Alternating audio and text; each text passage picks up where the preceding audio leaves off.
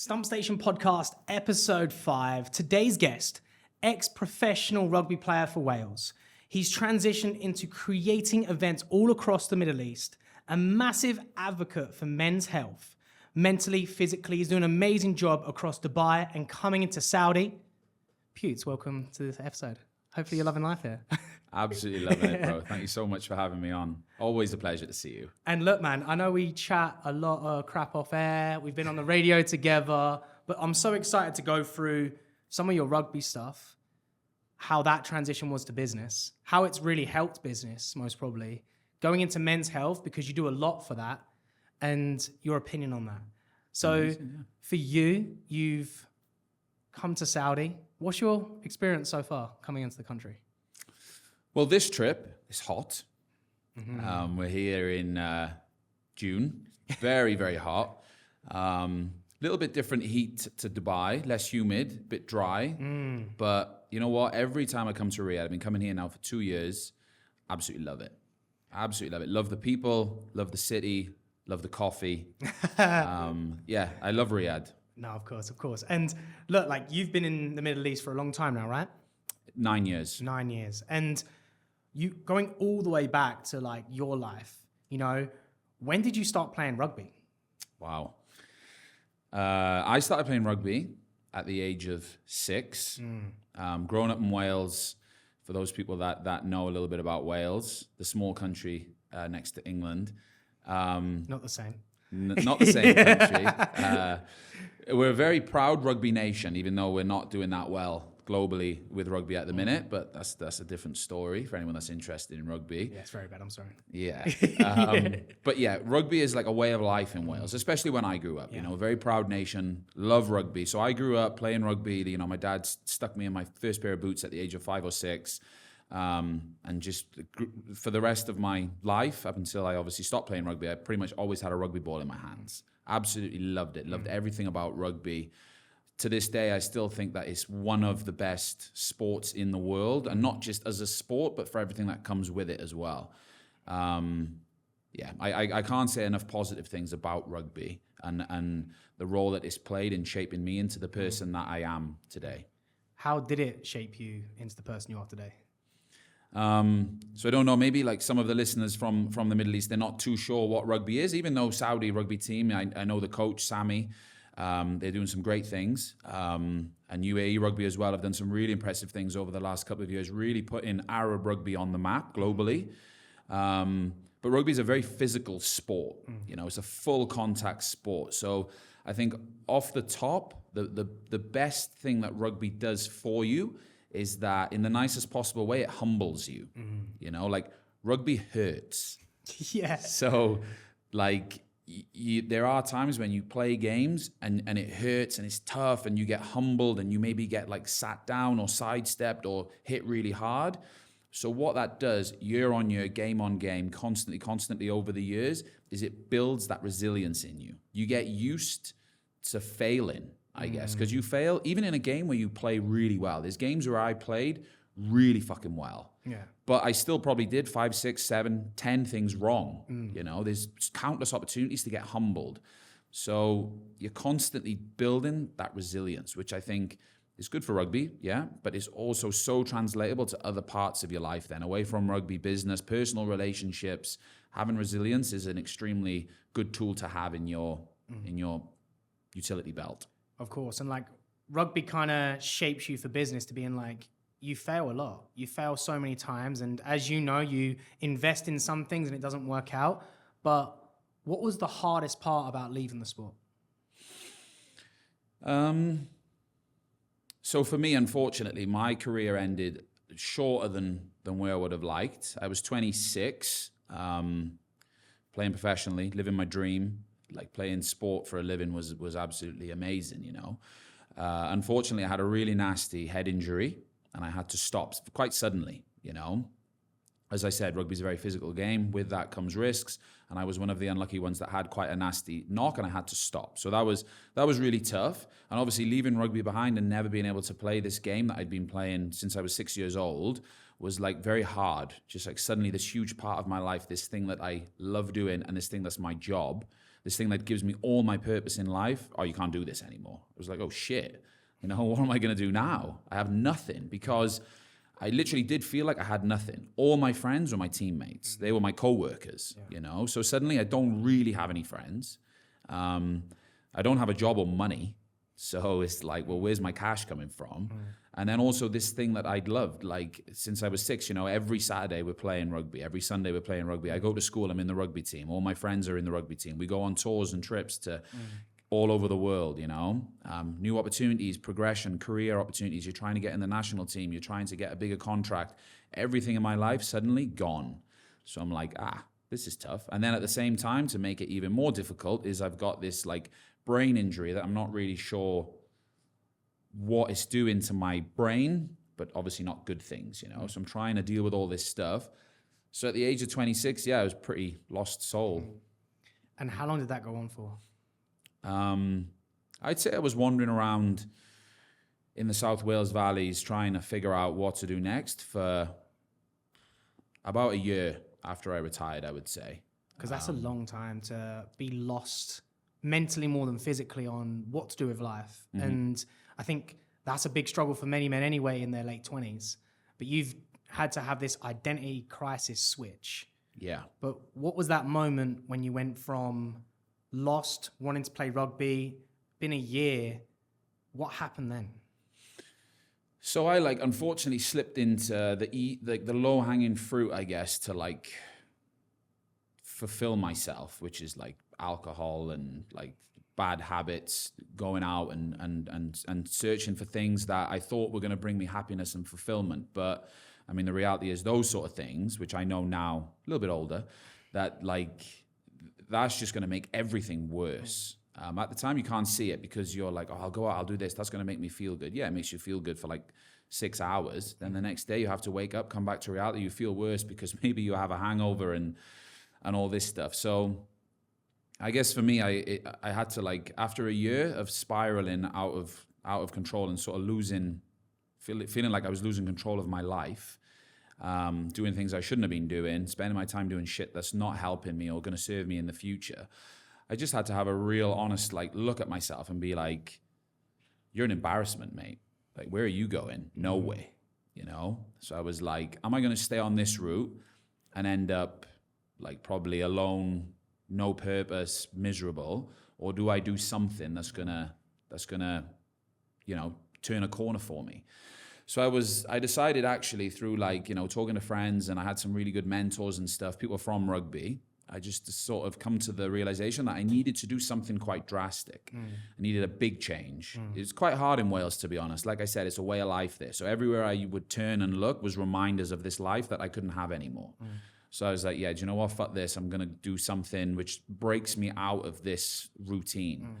So there was opportunities in the Middle East. And then I actually applied for some jobs and I took the first job I got accepted for. What was the job? So I came as a teacher. Okay. Was it came as physical education, PE? Primary school. Primary school, okay. Yeah, so I came over as a grade 5 primary school teacher, teaching the PYP IB curriculum, which I had no idea what I was doing. In the interview, they were like, oh, so the PYP, you know, have you got like good knowledge of this? Yep. Didn't know what the PYP was. I thought they were talking about like a subject or something. Yeah. Turns out it's a whole curriculum. So I managed to blag myself into that job, and honestly, I absolutely loved it. The PYP curriculum, by the way, which I do know a lot about now, is actually an amazing curriculum. I think that is, for me, you know, not that I have kids or anything, but if I was to put my kids into a curriculum, it would be the PYP IB curriculum. It's super good curriculum. Without going too much down the route of like education and stuff, it's more of a skills-based curriculum. You know, you teach the kids skills that they can, that's going to equip them for life, and they're very transferable into different facets of life. So I came to Dubai as a primary school teacher, and I did really, really enjoy it. Completely different, and I did tick a lot of those boxes that I was struggling with in Wales. You know, I had a new purpose, a new life. I was sort of living something which was completely different to anything, and I was loving the challenge. Yeah. You mention this a lot, purpose. Is having a purpose important to you? Yeah, definitely. And I think your purpose, the one thing I've realized now is it's okay for your purpose to change. You know, when I was 17, my purpose in life was rugby. I wanted to play rugby for Wales. I wanted to play rugby as my job. And I was lucky enough that I worked hard enough and I was dedicated enough that I was able to do that, you know. Now, when that come to an end, whether it was my choice or not my choice, or if I can control it or not, it was always going to come to an end. Like whether it was when I was 26 or whether it was when I was 36, you can't play rugby forever, you know. Yeah. So it's okay to have different purposes. And I actually think that's very healthy in life. So then I discovered that my purpose is, okay, and now I'm a teacher. So my purpose now is to try and help these kids traverse grade 5, you know, and it was a nice purpose. I really liked it. I learned a lot about myself.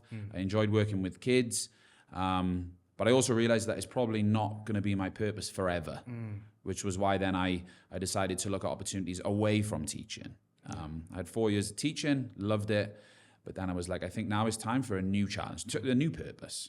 And then I discovered it in starting my own business and doing events. Honestly, it's a massive transition going from working with a team, being a team player, everything you do is for the sport, for the outcome, for the win, to then being a teacher is completely selfless. You just give. Yeah. And no child or kid in school knows the benefit until they're older. Like, you're not really appreciated as a teacher until they're older. They say nice things, but they don't know that. Yeah. And then you go into a business and it's completely different. So what is your purpose now with the business? Well, first of all, I actually really like what you said there about teaching. And I think credit to teachers, it's a very hard job, you know? And like you said there, it is sometimes like a little bit of a thankless job. Like, sure, the kids like you in the moment and they're like, oh, thank you, you're the best teacher I've ever had and all this stuff. But like, yeah, a lot of the time the kids don't really appreciate all the hard work that you've maybe done for them until much older, or even if they realize at all. You know, it's a job where you just constantly give in. And yeah, credit to teachers. They do a lot of them do an amazing job, you know, and it is a very important job as well. So yeah, sorry, what was your question after that? So no, I do agree, and just going off that, like I do agree that teachers aren't appreciated enough. Yeah. And you know, big up all the teachers. Even John Andrews, my ex-co-host on the radio, I'm gonna big you up right now because you're creating a child's life and creating them for later success, and it's so hard to do, and you're not appreciated till later on. But the question was purpose. What is your purpose now with the business? So I do really, really enjoy the fact that it's something that myself and my business partner have built from nothing. You know, we didn't have, we just had this idea and we made it happen. You know, like that for me is very, it just feels very good. It feels very rewarding. It's very fulfilling. The fact that we've managed to build something. Like, I had no idea. I've never started a business before. Yeah. You know, I had no idea what I was doing. I just thought like, oh, this looks pretty cool and it looks like fun. And I work really well with this guy. So let's see what we can create here. There's a little bit of a gap in the market we can kind of sense, but we don't really know about markets, you know, and we certainly didn't know about money. We've had to learn that the hard way. Yeah. But like, yeah, it was just the challenge of it and like the fulfillment and the sense of building something from the ground up. I guess that was the purpose to start with. But as we've really like immersed ourselves, because I think you have to, if you're going to be an entrepreneur and if you're going to start something, it has to be your life. It can't just be like, oh, I'm half in and I'm going to dip my toe in here and tomorrow I'll probably work like 2 hours. No, it's 24 hours, 7 days a week. This is my life, you know, which isn't always healthy, especially for like relationships or whatever. But I think you have to give it everything or just don't fucking bother. No, I agree. And that's something that I've realized as well, going from working in a gym to doing my own thing, is even when you're chilling, relaxing, whatever, like you need your downtime, it's still in your mind. You're still thinking of something. So a good example will be, at night with my partner chilling, I'm still thinking of making sure everything goes well tomorrow, you know, and you can't help it. You can't. And this obsession is passion. And it's so good to have if you love what you do. Yes. And I think the hardest thing for business owners, entrepreneurs out there is when they do something for the money and don't do something for the purpose and the reason why. Because no matter how much money you earn or how much money you lose, you see the end outcome and you love it. Whereas when you're doing it for money, all you think about is the next profit. And when you lose money, which everyone does for whatever situation, then if you're doing it for money, you're like, oh, this isn't working. Yeah. Whereas when you have a vision and a purpose for a business that you do, you're like, right, it's fine. Okay, what did we learn from that? How can we do it next time? Yeah. You know, and I think that's a big thing people need to understand with business, right? Completely, yeah. Yeah, so success is measured in multiple different ways. So we actually chatted before the podcast. So myself and Pat, we came here, we ran Precision Trios fitness competition, okay? So if we measured everything by the money that we made, the twice that we came here and did Precision Trios would have been a massive failure, you know? And most business owners probably would call us idiots for even trying to do it, you know?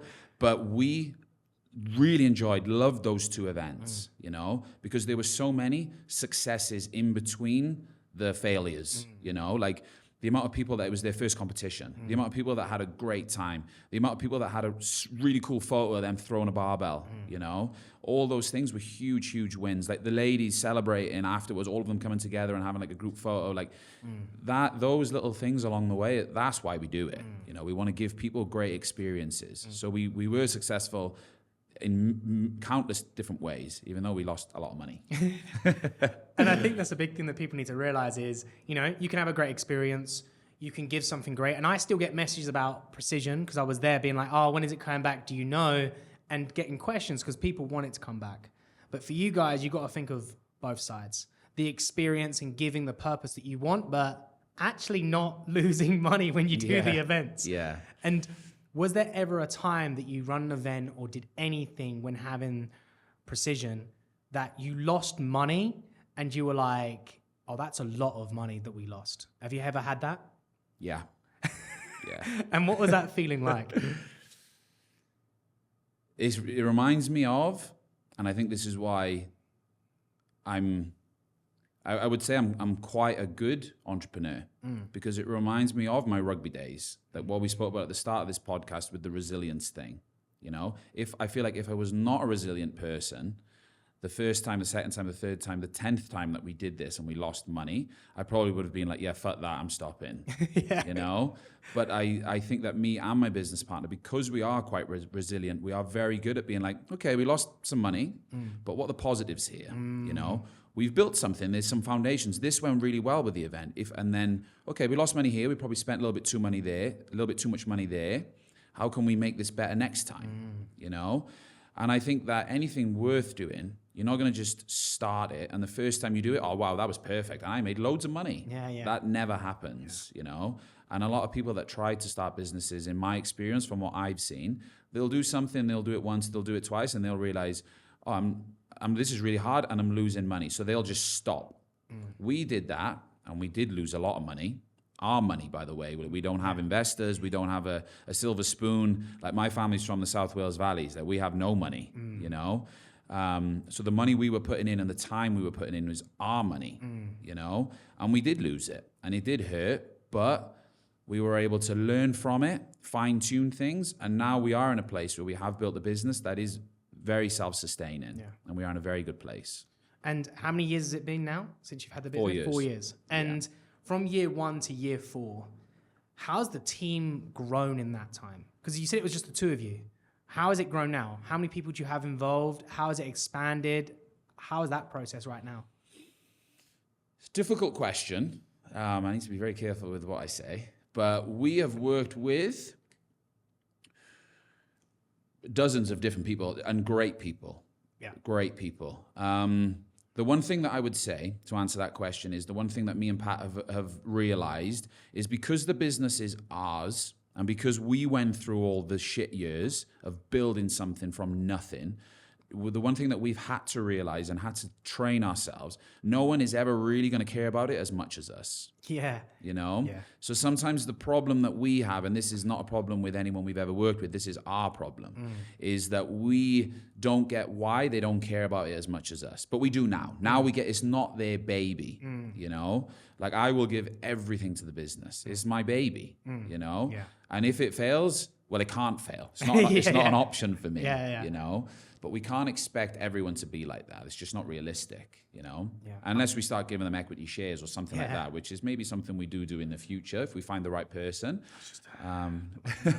Put my name down for that. No, well, it's the right, like this is what I mean. Like, because the equity share model actually is is a really good way. It's a tangible way to motivate people. You know, it's a tangible way to incentivize people. How can I expect Gary, oh, Gary, why have you not worked 16 hours on this project today? He's like, I got a life, mate. Yeah. You know? 8 hours is enough, man. It's, you know. Why am I building your business that you're going to benefit from in 5 years' time? Whereas if he had an equity share of 3%, he's like, I will go above and beyond them because it's just, I guess it's how the mind works. So for us, like as we've learned more and more about business and also psychology, because a lot of business is, you know, the game of psychology and human emotions.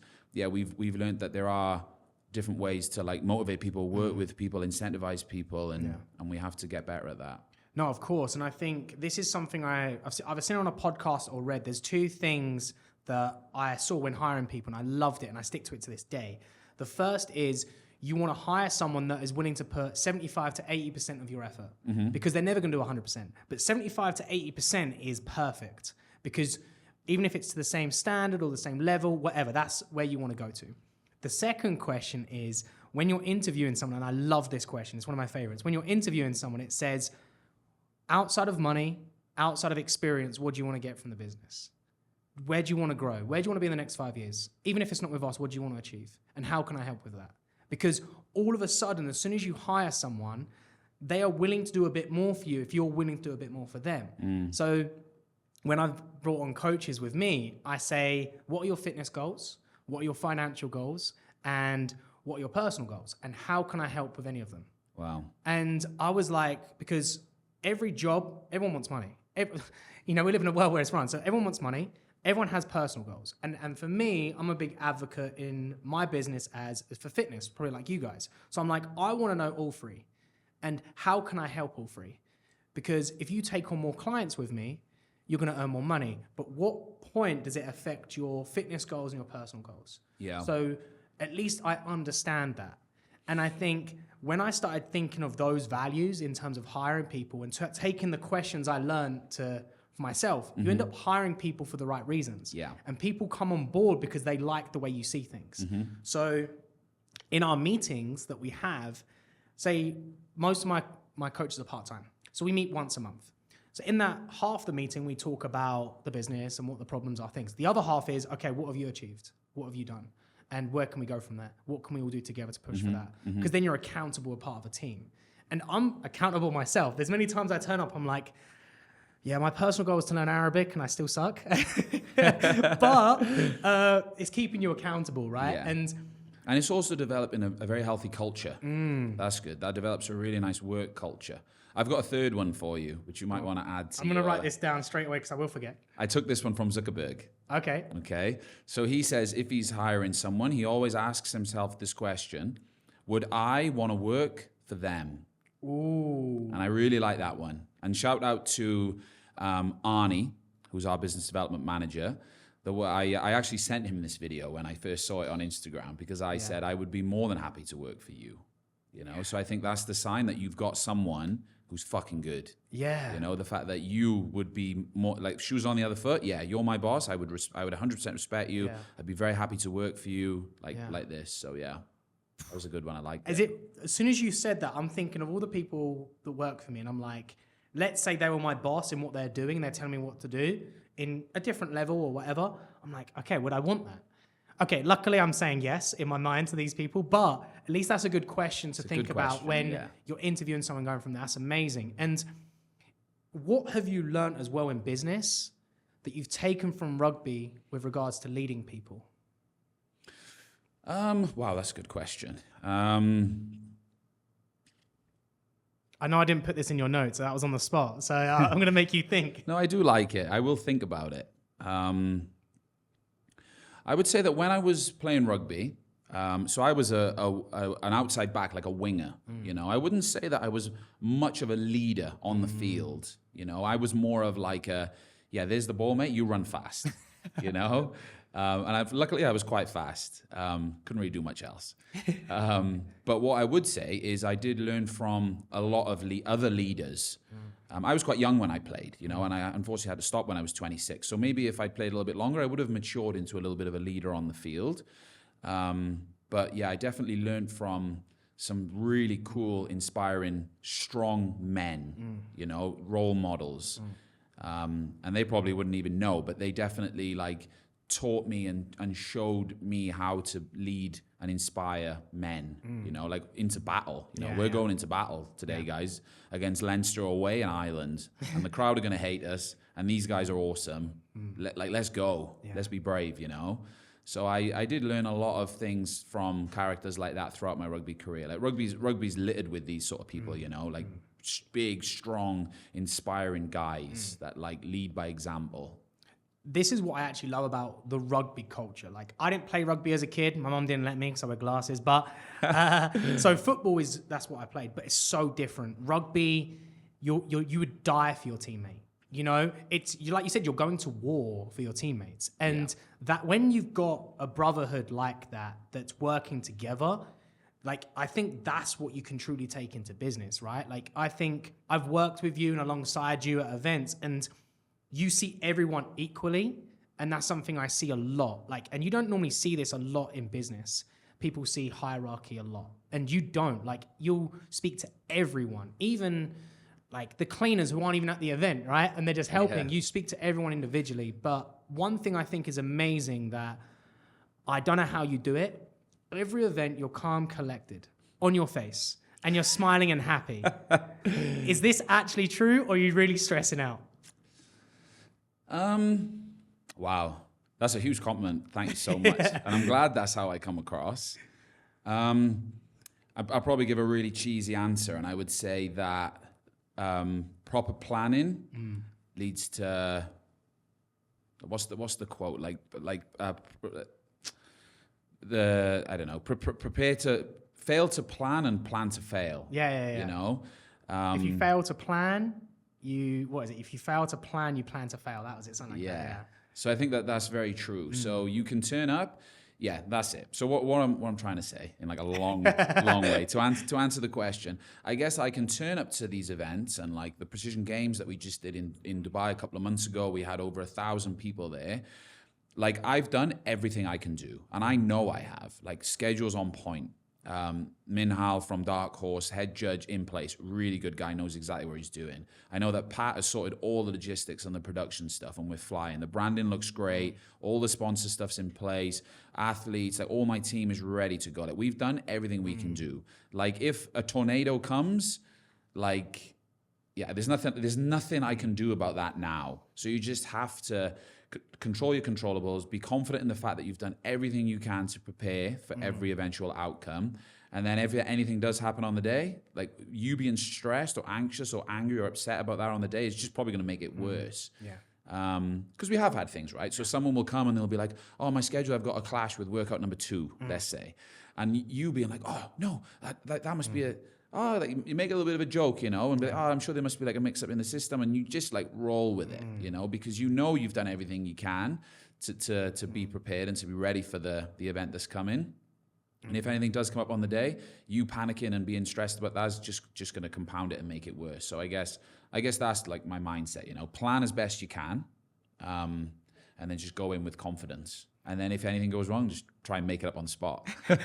Which has happened in sometimes, which I've seen, which is tough, right? Yeah, it's tough, yeah. And when you do that, you can't please everyone with the outcome when you do it on the spot. Yeah, I think energy is infectious as well, right? So if someone does come up to me and there is like a small mistake in the schedule, or there's been an error with the scoring or something, if you match their energy of like a little bit of, because they've trained for this competition, they care about it, they care about their score, and I like that they care. I like that they come to our events and they care, you know. But if you then match their energy and you get negative with them, you're in this negative spiral. Whereas if you put their mind at ease, maybe make a little bit of a joke, take a little bit of the pressure away from the situation, they match your energy then. And they're like, oh yeah, like bottom line is we're here for fun and Pewts is going to sort it. Yeah. I'll go away, I'll sort it, come back, and they're happy. There's been a solution put in place, or the best solution we can, and the whole situation hasn't escalated, you know? So I think that's you have to be good at managing like crises and people, yeah.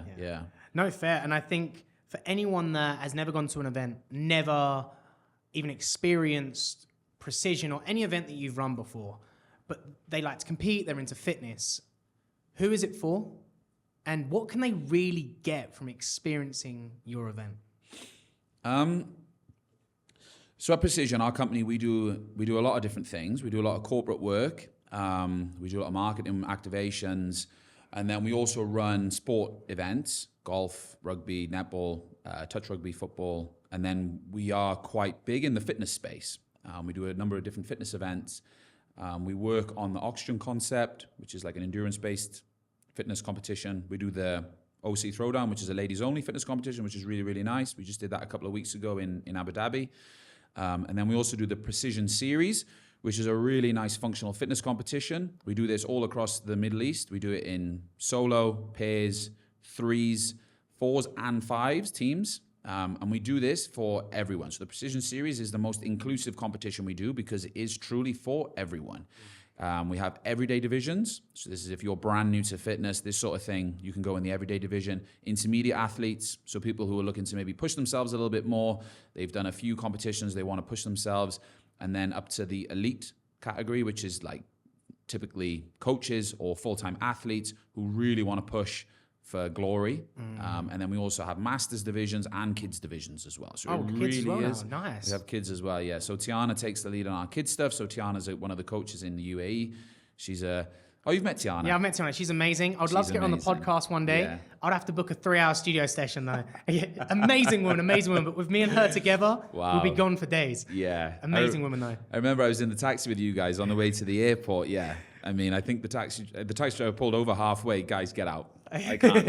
Because you and her were like this. It was so good. Well, that was a fun situation. I remember that time. Yeah. That was Yeah. That's probably why he was driving so quickly. to get us out the car, But yeah, so the Precision is for everyone. We have run this, as I said, all across the Middle East, which is really, really beautiful.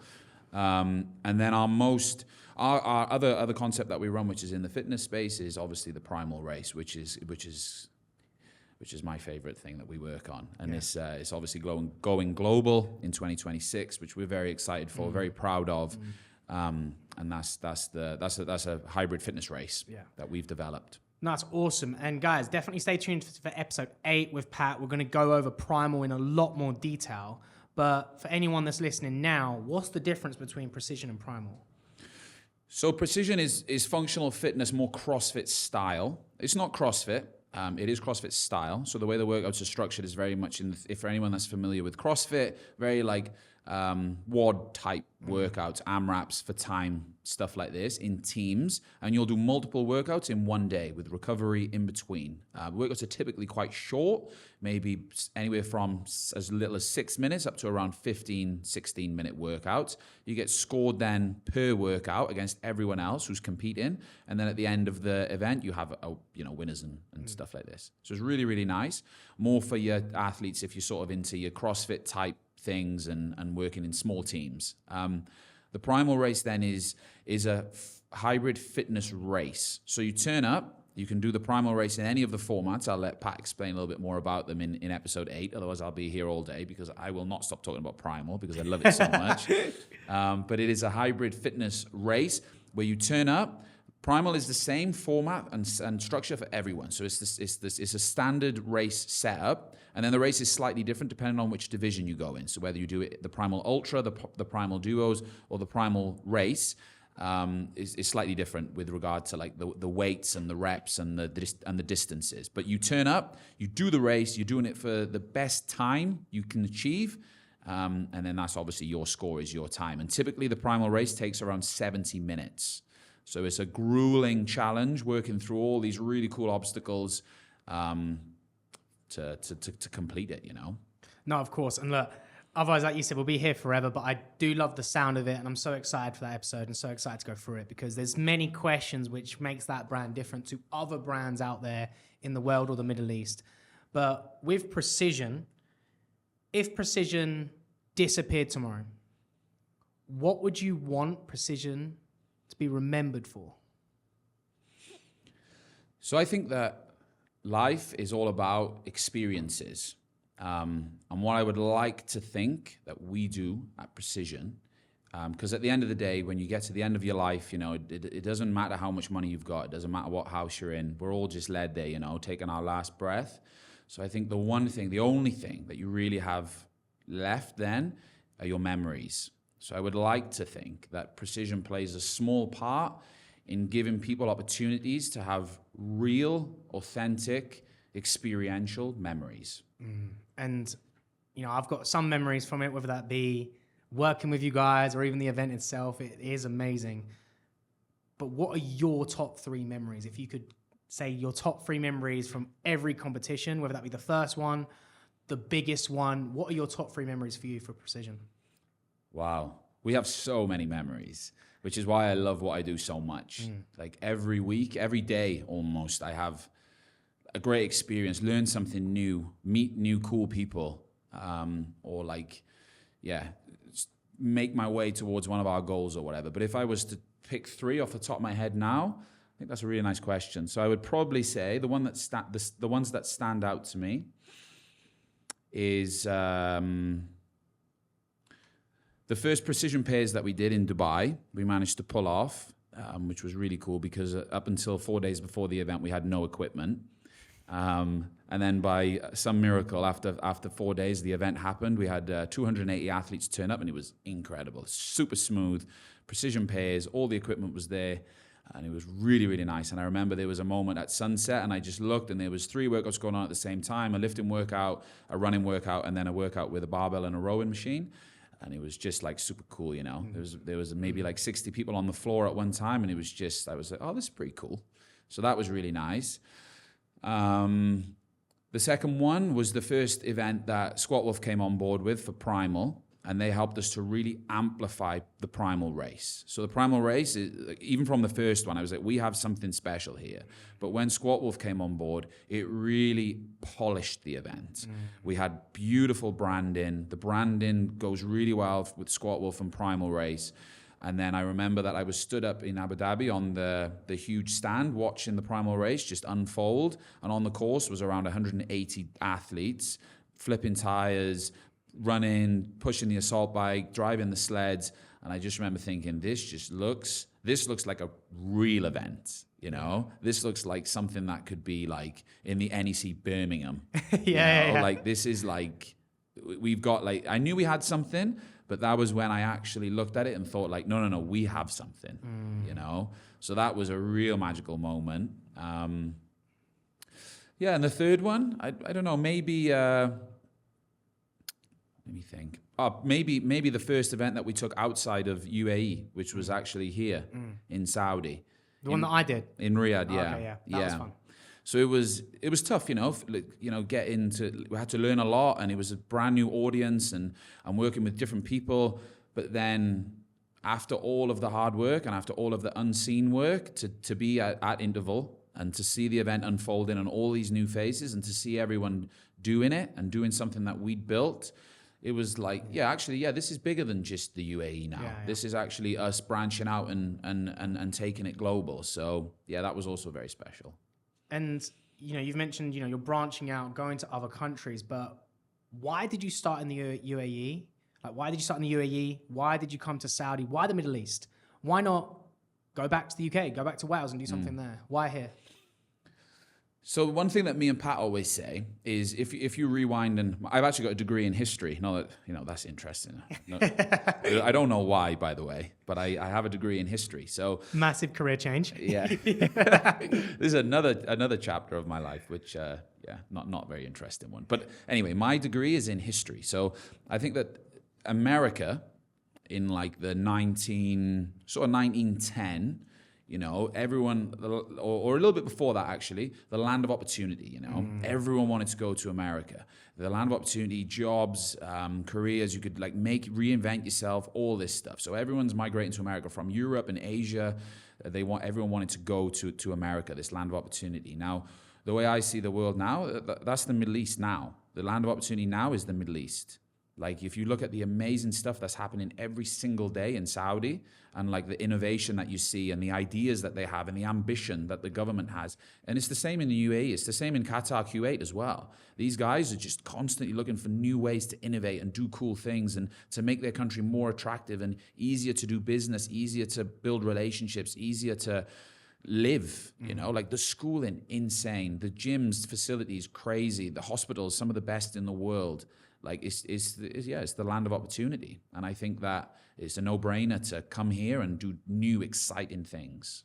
So what is the potential here in the Middle East and even Saudi that people don't see? for me, it's the people. The people are. So I started coming to Saudi 2 years ago, and you start meeting the people, the expats, obviously, the expats are here. They're like-minded people, like yourself, They've all come here for, to better themselves maybe, or to challenge themselves, or to do something a little bit different. So it is good mixing with the expat community, because you find a lot of like-minded individuals. But also for me, and it's the same in UAE as well with the Emirati community, they're just amazing people, super helpful, super kind, super generous. I think a lot of it's in the Arab culture, by their nature. They're just very kind, caring, compassionate, very nice people, Like I've got a lot of my best friends now, a lot of my relationships that I have are with people from this part of the world, because I just find them so easy to get on with, easy to do business with, easy to have food with, easy to drink coffee with, So I think the thing that a lot of people don't see, maybe who haven't spent a lot of time here, is just how amazing the people are. And I think it's a massive cultural difference in the way people are, how friendly they are, and how welcoming they are, that people don't see. And was that a culture shock to you when you came to Saudi or the Middle East? Huge culture shock. Yeah. Yeah. I mean, I was fortunate enough when I was playing rugby to obviously travel the world, different parts of Asia, America, and stuff like this, playing rugby, which was incredible, all over Europe. But I would say that in some ways, like growing up in the UK, and particularly in maybe South Wales, a little bit sheltered in some ways, and there's like certain impressions you have of certain parts of the world, especially because of the cultural differences and things like this. But for me, when I came, I was like, yeah, we're all people at the end of the day. Yeah. We're all people, and we're all just trying to do the best we can with the life that we've got. So for me, it was a big culture shock. And the first few years I spent in the Middle East, it was like, oh, this is pretty cool. This is quite refreshing. But now that I feel like I'm more integrated into the Middle East, it's just like I actually couldn't be a bigger fan of the way things are done here and the way the people are here. No, I agree. And I think I've been in Saudi now 8 years. And how long have you been in Dubai for? 9. 9 years. And the changes that have happened in both countries in time is insane, but I just don't see myself moving back home. I just don't see it. Like with regards to opportunity, with regards to safety, with, like you said, networking. There's so many things here long term that you're like, why would I want to go back? No offense to back home. I love going home to see family, but here there's just so much more future vision focused. And they're so like, in Saudi, we've got the 2030 vision. And then you've got the World Cup in 2034. And then in the UK, you don't really hear as much about, in 2030, we want to have this. In 2035, we want to have this. So you can see that in the Middle East, they're forward-thinking people, which is, I don't want to miss out on that. I don't know about you. And it's great for business as well. It helps you grow even more. It's good. Yeah, you're right. I can only see it getting better. Like I don't know how it could get better because it's already incredible. Yeah. But that's it, right? It's that growth mindset. Growth mindset as an individual. I would like to say that I have a growth mindset, and I like talking to people and working with people who have a growth mindset, always looking to improve, even if things are good. Okay, things are good. Yeah, how can it be better? And I feel like that's the mindset that UAE, Saudi, that's the mindset they have. Okay, things are good. Brilliant. How do we get better? Yeah. And I think that's the best thing. And you said a lot about mindset there, because the way you think and the way you do things and what you do is amazing from rugby to business. But one thing you do, which not a lot of people speak about and not a lot of people online speak about either, is men's health. You're a big advocate for men's health. You and your business partner dye your hair every year and look great, and you promote a lot about men's health. Why is that so important to you? I think, Liam, because I've been through some shit times, and I've experienced what it feels like to feel like shit, I guess, and feel like shit about myself. And I still do, it's an ongoing struggle that we have as guys, I feel like our hormones, we go through a hormonal cycle hourly, and I feel great now. Like in 2 hours, I might be a bit tired, feel a bit sorry for myself, I had a bad email about work, and it's a continuous ongoing thing that I think men go through. And until very recently, not a lot of light has been shone on it. It's just been kind of like, oh yeah, like they can just get on with it, So I think that it is important to have these sort of conversations about like, it's actually okay not to be okay.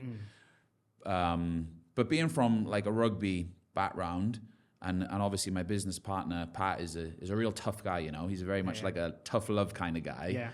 I think that like our approach, you know, if anyone cares, is like, you know, we can talk about it and we can work through problems and we can solve things, but also it's not like let's all sit in like and feel sorry for each other. You know, it's the tough love thing, because I do feel like the solutions often, like, you're in control of making yourself feel better. You know, so for me, I feel like there's 4 or 5. I'm going to call them like cancers of men's health in the modern world, right?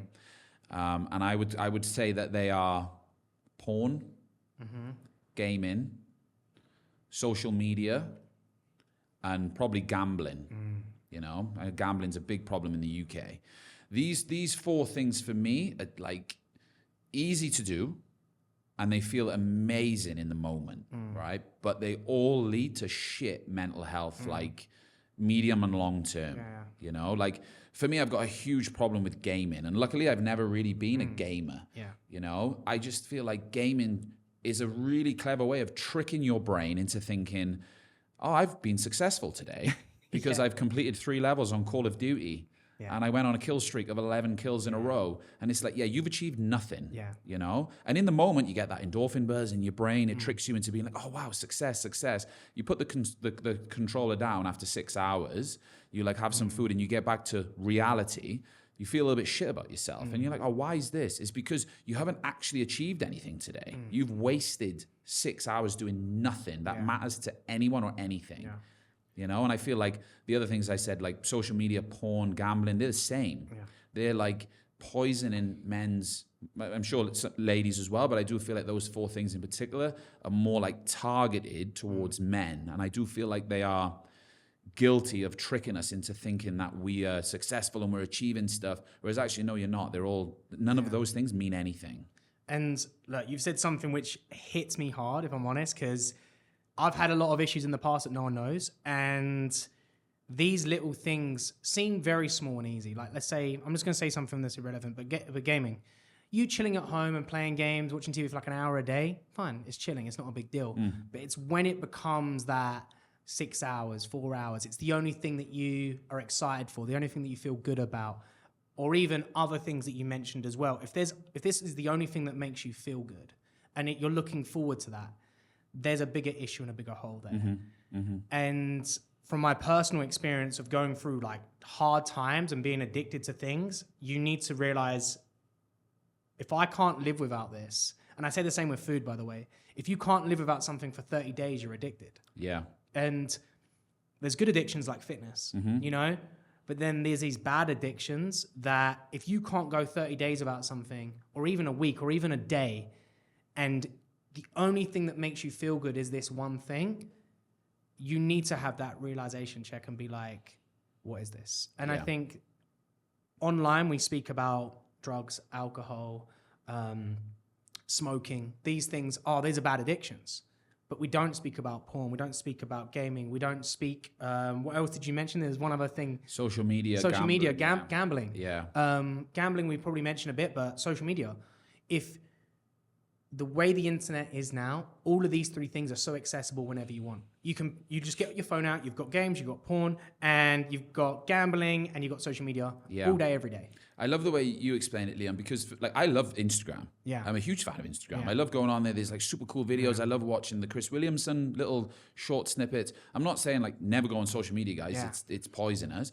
But it's like you said, it's like if that's the only thing you're looking forward to that day, and if it's the only thing that brings you happiness, and if you're spending 6 hours a day on it, I mean, come on.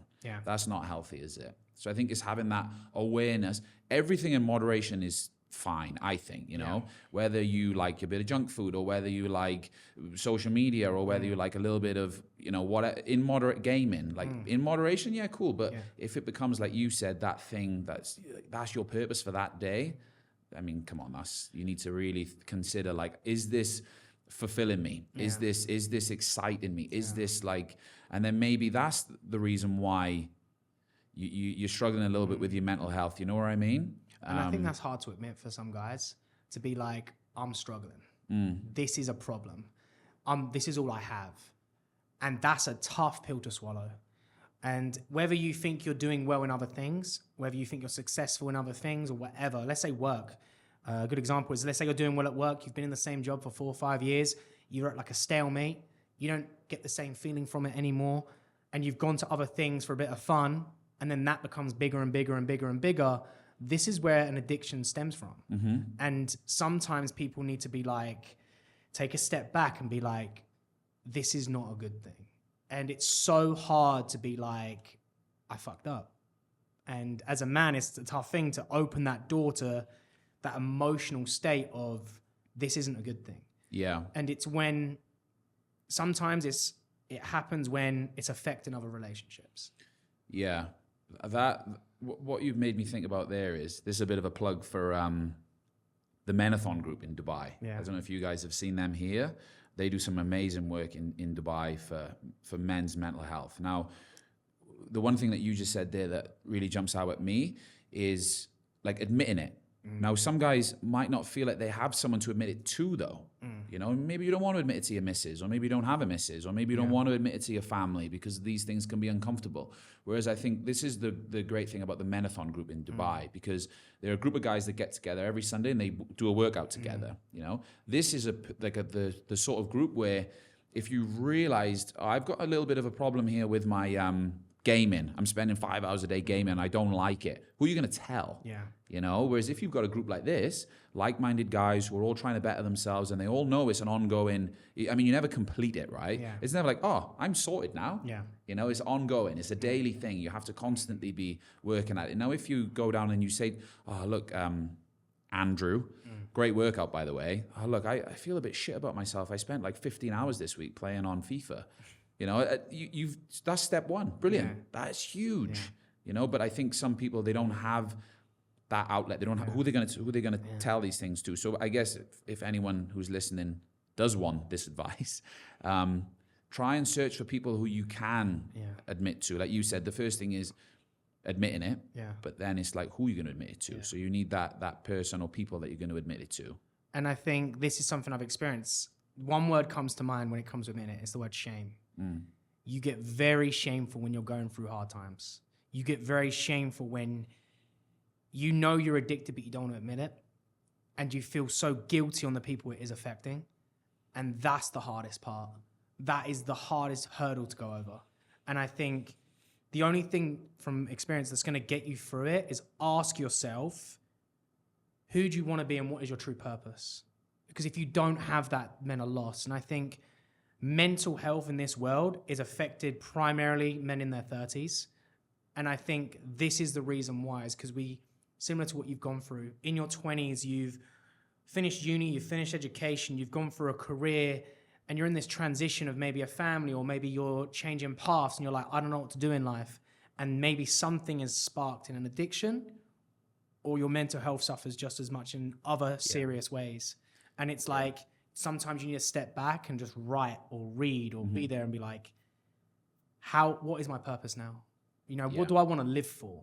What do I want to be remembered for? Who do I want to be known as? Yeah. And then realizing that is your gateway out. Yeah. And I think that is the hardest thing, especially for people that live for just this addiction, which can be so hard, you know? Yeah. The stat that really shocked me was, so the biggest killer of men under 45 is suicide, which is just, that's crazy. Come on. Like, the one thing that helped me, so my business partner, Pat, sent me this video, which was Joe Rogan, actually. And I think this really helped me with how I structure my day, right? So Joe Rogan says, I can't remember the guest, but he's got a guest on, and he says, imagine every second of your day is filmed, okay? And then at the end of that day, you have to watch it. Would you be proud of what you watched? You know? And I thought, that's fucking cool. Yeah. You know? And I think that introspection, a little bit like what you said, what's my purpose? You know, that watching yourself back through that day, that's extremely introspective. And if you can answer yes most of the time to the question, I would be proud of that I mean, you're probably in a pretty good place. Yeah. And I think as well, with that, there's some people like, I would say me and you that are obsessed over a business or whatever. Some people that aren't. Don't put so much pressure on yourself to be like, every second of my day it has to be like doing something. But like you said, would you be proud of the work you put in towards yourself and for the family you provide or the people you care about, you know? And I think having that realization is key. But yeah, I do think the more people speak about men's health, the better. Like, I'm definitely thinking of something in the future towards it, maybe the end of the year, of speaking out a big topic that no one speaks about, that I've dealt with. I'm not ready for that yet. Okay. But that's definitely, exciting. It is exciting. It is exciting, but I think it's something not made aware of. And I think this is why I want to be a big thing for men's health, because a lot of people that, not close to me, but friends of friends or family members, you hear, and they're part of that horrible stat. And usually, and this is a sign for everyone, by the way, is it's not the people that look sad. It's not the people that look depressed. It's the people that look happy but don't look right. It's the people that are putting on that face. And even when you know they're going through a hard time, look happy all the time. They're the people that you should really be like pulling aside and having a deeper conversation with. Yeah. Because it's never, like for me, when I failed life, failed school, I had these thoughts, right? But in my head, I'm like, I'm not going to do it because I care about other people. So I would never do it. And I know that. But there's other people that would keep those thoughts and put on a brave face because they don't want people to see that sign. So they're the people you should really look out for. We took a deep turn there, but I want that to be aware for everyone listening that it's so nice. Important, you know? Very important. And rein it back a bit. Normally I don't do this in transition, but rein it back. Precision, you know? What's the next step for you guys? What is the next step for you in terms of business? So as I said, you know, when we first started in business, we didn't know anything about business. You know, we were just two guys, really passionate, really hard workers. I'm very, very lucky to toot his trumpet, to work with Pat. You know, we're extremely like-minded. And I know that if I'm doing 120% effort, he's doing 125% effort. Yeah. You know, like we really complement each other really well like that. So what's next for us? We've learned a lot in 4 years, always learning, always looking for opportunities to learn. And we've actually completely restructured the business now. So Precision Events runs as a separate business that deals with all of our subcontract work, which is really, really nice. We've built a really good team there that helps us to manage that side of things.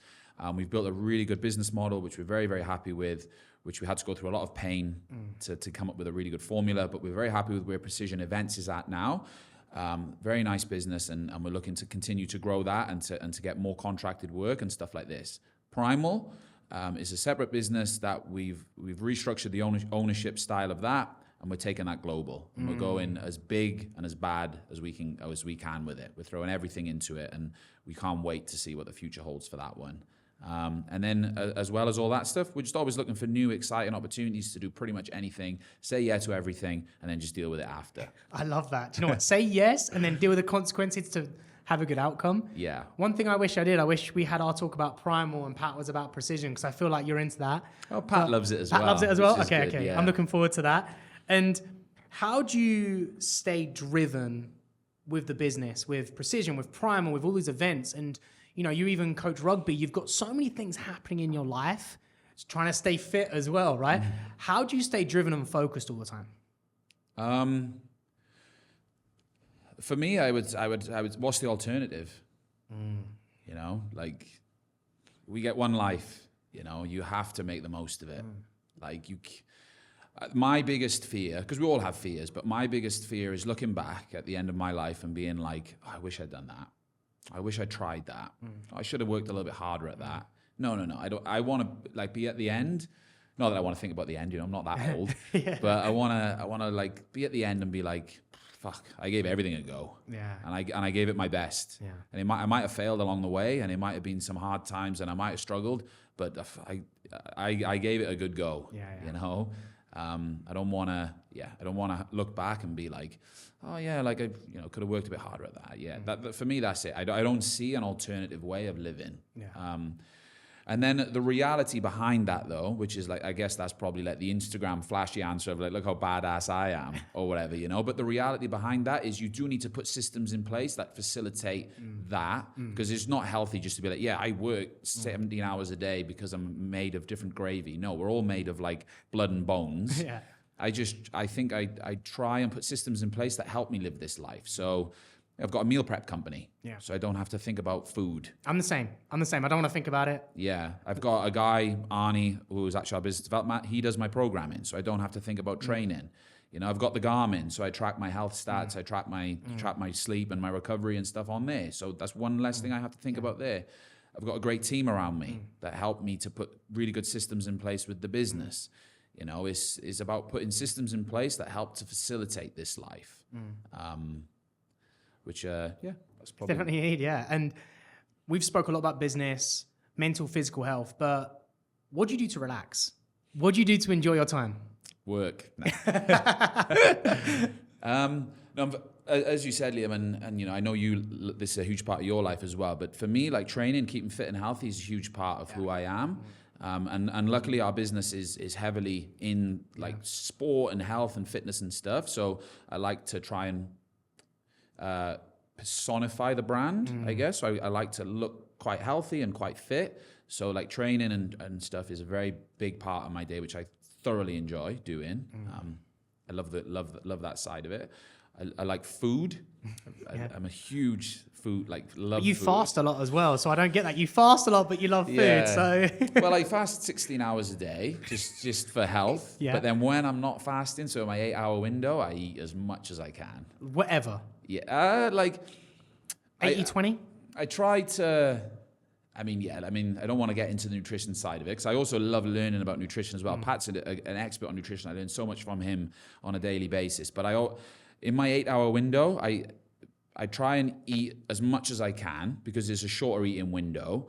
And I'll just have the best way I could describe it is as balanced a diet as I can. And I try and eat as good as I can, as many single ingredient foods as I think if you stick to that rule, not too much processed shit, you're going to do all right. So I have loads of fruit, loads of veg, loads of meat, because they're all single ingredient, easy. And then I try and get in your micronutrients then, like your nuts and your seeds and your grains and stuff like this as well. So, but I eat a lot of it. Yeah. No, that's fair. And I'm going to ask you a question that's going to help me out, because I've gone from training 2-3 times a day to now trying to work at the same time and have a business. And yeah, I still try and train quite a bit, but I find it really tough to not be on my phone in the gym. Whether that be a message, an email, whatever, a client, a potential client, whatever. And I find it really tough. Unless I'm in like a conditioning piece and I'm doing sets, I find it tough. Are you the same? Are you on your phone in the gym at the same time? So the worst thing for me is this, and I keep telling myself I need to do it. We talk about systems, right? Yeah. Systems that help facilitate the life that you want to live. I've been telling myself now for the last 12 months, I need to get a work phone and a personal phone. Yeah. And I still haven't. Yeah. You know, but that would be my advice. Yeah. You know, because this is my excuse that I tell myself. Oh, but I need to check Instagram because I'm logged into the business accounts. I go on there and I browse, I look at a few things. Then I'm on my personal one. Oh, someone's messaged me. Someone's like me. And you fall into that spider web. Yeah. And then I'll click on WhatsApp. I've got 87 messages. 83 of them are business. And I ignore the 4 people, my mum, my friends. They get ignored because they're in the same. It's hard to differentiate. I need to prioritize the work stuff. So I would say, to help with that in the gym as well, is this is your works phone, this is your personal phone. And you when you're on your personal phone, your works phone is not with you. It's in the office or it's in the car. And then when you're on your works phone, your personal phone is not with you. And then you've almost got 2 heads on. Yeah, I think that's tough, because I use my Instagram for clients and whatever. So that ends up being both, right? You can't just have 10 minutes of scrolling or whatever to yourself. Something pops up and you have to switch to work. Exactly. So first things first is to get 2 Instagrams and then 2 phones, I think, because otherwise I feel like that's where I am right now, a bit all over the place. Yeah, you don't have a lot of your business is your personal. Yeah, is you though, isn't it? Yeah. Like that's what makes it difficult. So whether that be, what I post now is tips, it's help, it's whatever through my Stumpy94 Instagram. But I just need a private Instagram to just chill and chat and whatever, right? So Yeah. that's definitely some advice. Yeah. What we're going to do to finish up, I'm going to give you some quick fire questions, and there might be a little bit of, might need some thinking, but I want it as quick as possible to really finish up the show. It's going to be fun. Ready. So what is one fitness trend you hate? Oof. This is not quick fire. Oh, no, it's not. I can't say it because it's too controversial. Do it. I love controversial. What is that one fitness trend you hate? No, I can't. I give way too much hate. I'm going to say... Don't worry, you can get hate. I can't do it. Sorry. Damn it. Off camera, you can tell me. What is another thing that you dislike, okay? What is a fitness trend you dislike or you're not a fan of right now? Okay, I'm just going to say it, right? So I really didn't like it because I love CrossFit. Huge fan of CrossFit, but I really didn't like it when they went through that weird phase. Let's just make things as ridiculous as we can. I just thought, like, this is not even fitness anymore. This is just a bit silly. Yeah. You know, for me, like, it should be inclusive, and it should be like, this guy wants to come and he wants to be able to. It just got a bit silly, to be honest. And that's when I just moved away from it completely. You know, and I just that for me was something that really set CrossFit back. They seem to be like bringing it back slowly. Bringing it back really beautiful, you know, the stuff they did with Rebel, the stuff they did with the Torian thing, and I'm really looking forward to the CrossFit Games this year. It looks super cool again. That's it. But they're making complex movements where people are like, that's impossible for me to do. Not, they're just doing a clean. Anyone can do a clean, you know? Yeah. I completely agree. What is a big or your biggest red flags in a fitness event? So many, Liam, honestly. 'Cause I've seen a lot of shit ones. Mention them all, it's okay. For me, you have to have a tight schedule. People's time is the most precious thing is time. Well, time and attention. But at a fitness event, you know, people have given up their time to come. You cannot fuck people around with a schedule. If their workout's at this time, it's at that time. You know, and that takes planning, preparation, and it's one thing that we at Precision and we at Primal do exceptionally well. The schedule is the schedule. It's locked in. Let's go. Yeah. And what is your best moment that you've experienced in Saudi? The food and the coffee is incredible. I said to people earlier as well, and just meeting new people, whether it's the expat community or the local community, but honestly, the food and the coffee here is crazy. And this is why we're trying to help people not be obese, because the food is too good. And in one word, what does the Middle East mean to you? Innovation. I love that. And what is one book that changed your life? Total Recall, Arnold Schwarzenegger. Oh, I've not read that. I'll Very have that good. down. And what is one message you want to say to people out there to come and join Precision events? I mean, yeah, we at Precision, we take pride in whether it's a corporate contract we have, a marketing activation, or whether it's through a publicly run fitness competition or sport event. We take pride in delivering high quality events that run on schedule, that give people memories, create experiences that they will cherish and hopefully remember for a long time. Honestly, I love it. And look, it's been an amazing podcast. Episode 5 with Pewts. It's been amazing. Thank you very much. And look, I'm looking forward to the next event with you. Thanks, Liam. It's been a pleasure.